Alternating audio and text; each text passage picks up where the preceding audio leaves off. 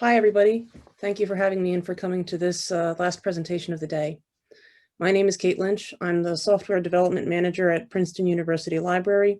I'm a white person in my 30s with long brown hair and glasses in my home office here, sitting in a chair that a cat might jump on the back of during this presentation. We'll see. Today, I'm presenting on behalf of the group, What's in a Name, the Samvera Branch Renaming Working Group in Action, a discussion of first steps and future plans for the Samvera Branch Renaming Group. Give you some background, this is who we are. This group formed in July 2020 with Colin Brittle, Chris Colvard, Alexandra Dunn, Jeremy Friesen, me, and Lynette Rail, when Jeremy drafted a charter for review by the community for this work. The group was founded with a specific purpose: to eliminate commonly used coding terms dating back many years, born from and perpetuating racist systems, languages, and mindsets. Eliminating widespread racist terms from our language is a hugely important task that many communities are examining ways to address, and software development communities are no exception. One important first step that was determined that we could make a big impact on was to remove references to the master-slave terminology that carries strong connotations of subjugation, by renaming the default branch and Samvera organization repositories to something else. Also, just in case it's helpful to give context, when we refer to branches, this is Git branching. So it's a feature of version control systems that allows a shared code base in a repository to be worked on over time by multiple people with their own local copies. Changes or features are encapsulated in branches in local copies of the code and are then merged back into the default branch in the base pipeline of the code when ready. So things like issues and pull requests, which are feature requests and code changes submitted to be merged back, rely on the presence of that default branch for common workflows. And if it goes away or gets renamed or something, things can break in this syncing workflow. It's long been a regular practice for the default branch to be called master. This is language you not only see in GitHub's branch structure, but as a result permeating code bases and our common language in software development, with references to the branch in code, readmes, tutorials, and beyond, in and outside of GitHub. While this is a straightforward need, doing this in a way that could be rolled out to all of our repositories while holding true to the go far, go together community mentality is where immediate work was needed by our group. Changing the default branch has a lot of implications for what might break down the line. So with that in mind, our group's goals were clear: define a new term to replace master, assess the technical repercussions for when the branch changes and when the master reference goes away entirely, document and recommend ways to mitigate these repercussions, and then find, develop, and test branch renaming tools and techniques to create strategies for making change, and ultimately, with the help of the community, formulate a plan for replacing the branch in all Samvera and Samvera Labs repositories, with a timeline. In our first meeting, we decided on main as the replacement term for master and shared this term with the community for feedback on the selection of that particular term over any other replacement term. Main was quickly accepted. I wanted to address why we started this work when we did. So the timeline of how, when, even if this change is going to happen from leading organizations such as GitHub was even as late summer, and to a degree still is rather unclear for support. And making this name change across the board is required to operate by and demonstrate our community values of respect and equality. We want to honor and show continued respect for the people in our community and everywhere by not waiting and by rejecting a passive wait and see, wait till someone else does it, or maybe one day when we have time approach. We also recognize, however, that it's a lot of work and there are several unknowns to unpack. But the best thing that we can do is simply, and with a commitment and see it through to the end, begin. So we first brainstormed all of the areas that we could think of where changing the default branch could break something that, I'm sorry. We first brainstormed all areas that we could think of where changing the default branch could break something that would require attention. Some of the few considerations included things like local copies, obviously handling open PRs, pull requests, and issues referencing master. What could we do about forked versions of our repositories? What about integrations, third-party integrations? What about hard-coded references and documentation, etc.? And then to get started, we ranked these areas to prioritize which ones to try to find automated solutions for first.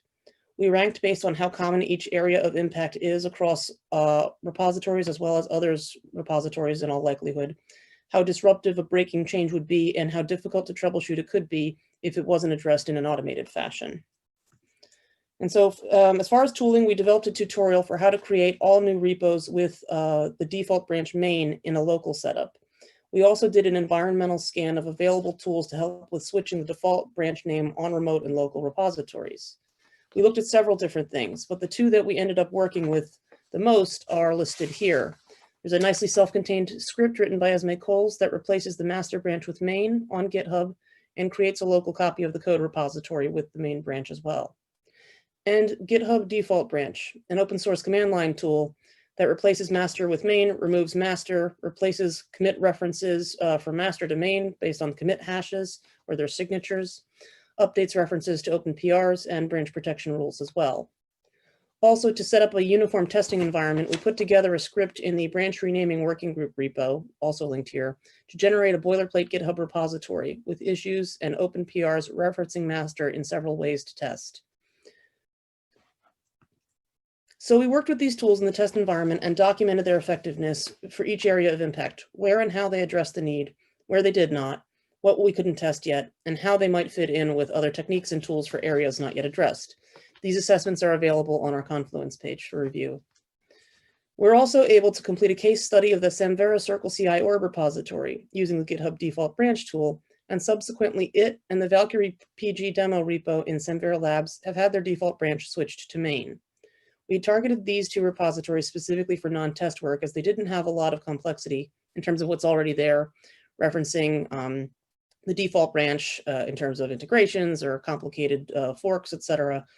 And they're well understood and maintained by people in the branch renaming working group. So they could confidently assess the whole impact of each tool on the repo's areas of impact and report accordingly. For the most part, high impact areas that we identified, like references to open issues and PRs, branch rules, and stale references, are fairly well addressed by this tool.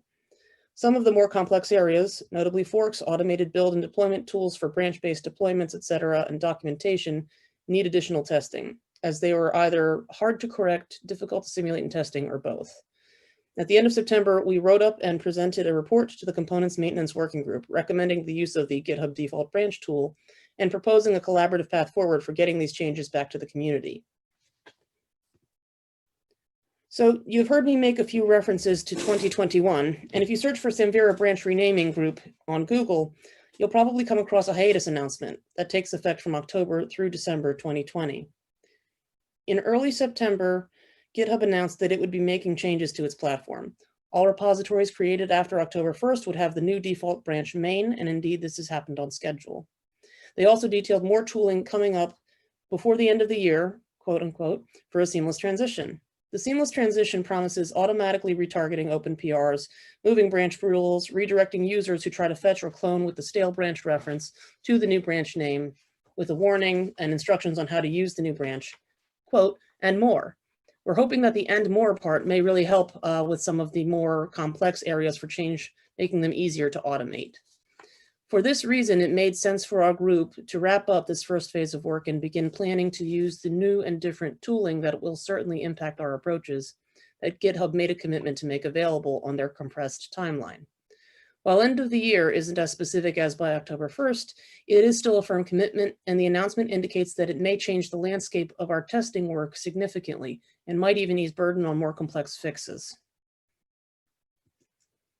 So what's next? We continue to serve as a resource for the Component Maintenance Working Group to roll out default branch changes, address additional areas of impact, such as how to work with forks repositories, pinned or hard-coded references to old branches, etc., and what the changes at GitHub mean for these areas. Our hope is that coverage for some of the areas that aren't addressed now will be able to take advantage of GitHub's automated tooling in 2021.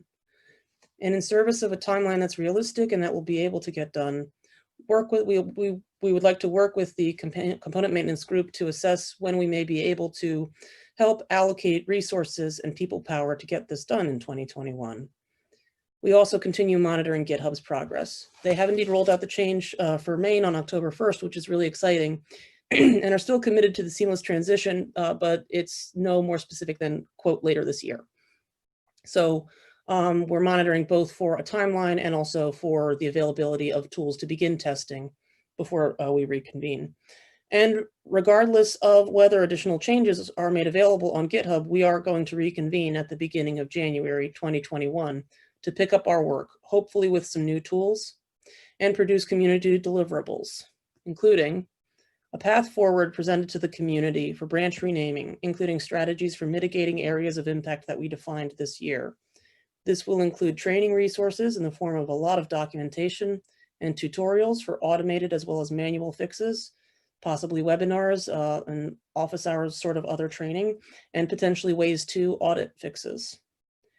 And critically, a date in 2021 by which the master branch will no longer be available in Samvera or Samvera Labs repositories.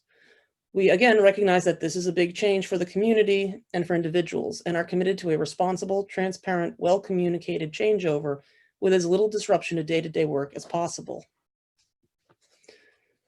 So in conclusion, to reassert our mission, we're committed to making this happen for the community. As Jeremy stated when offering up the first draft charter for review at the beginning of the summer, this is not a feasibility assessment. We are making this change. And indeed we are. We hope that this work in the Samvera community can also set an example for other open source communities, as well as institutions, organizations, and vendors. We hope that you can also look to our 2020 work if you're looking for ways, if needed, to help shake off institutional inertia, formulate a plan of your own, and/or improve the branch renaming process where you've already begun. And finally, we're absolutely here to help, even while on hiatus. We're happy to get feedback if you use the branch renaming tools that we've been working with, if you have other tools to recommend. We are happy to talk more about our experiences in testing, help think through areas of impact not yet well understood, and just generally serve as a resource for our community to accomplish this goal, address this need thoroughly and in a timely fashion, so that we can continue to improve our community by living by our shared values. Thank you. This is a picture of a tree with branches. If there are any questions, I'll be happy to do my best to answer. You can also reach out to us on the Slack channel linked on the last slide.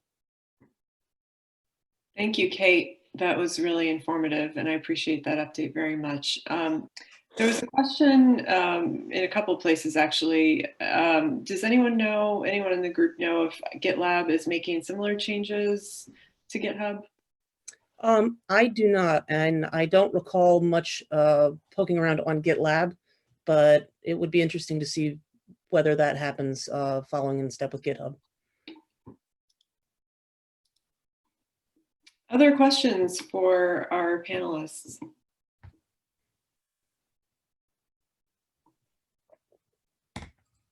I should also point out, Jeremy has posted a link in the chat as well as on Slack if folks want to take a further look at the branch renaming working group information there at the Lyrasis site. Yeah, thank you. All of the report and the effectiveness of tooling documentation are linked up there.